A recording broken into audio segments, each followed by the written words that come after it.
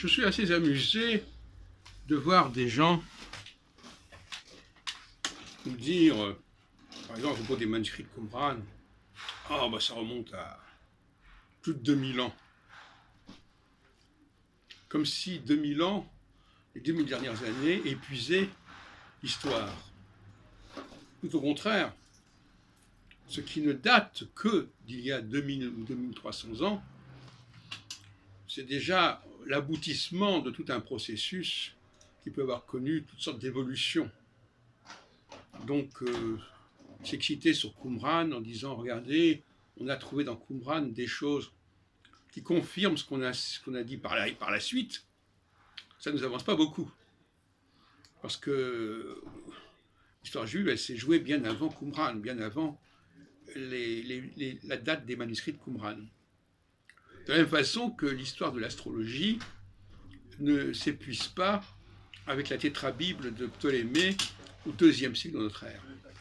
Alors pour beaucoup de gens, on peut remonter à 2000 ans à peu près.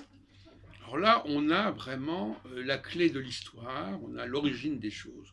C'est une très grave illusion. On sait très bien que l'astrologie exposée par Ptolémée a déjà une très longue histoire avant elle, et que Ptolémée ne fait que rassembler dans une sorte d'encyclopédie toutes sortes de documents, mais en aucune façon un ouvrage qui date du IIe siècle de notre ère ne saurait épuiser l'histoire de l'astrologie, le passé de l'astrologie, pas plus que les manuscrits de Qumran ne sauraient dispenser de réfléchir sur l'évolution du judaïsme avant cette époque-là, parce que selon moi, à l'époque de Qumran, comme l'a d'ailleurs montré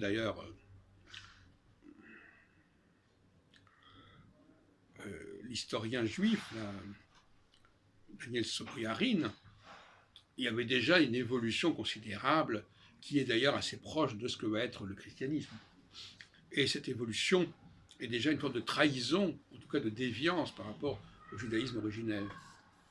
Donc méfions-nous de ces gens qui, de toute bonne foi, ne parlent pas de documents antidatés, cette fois-ci, mais parlent de documents qui sont datés effectivement de ces époques-là, mais en voulant faire croire que, puisque ces documents existent, ça prouve tout concernant ce qui a existé avant ces documents.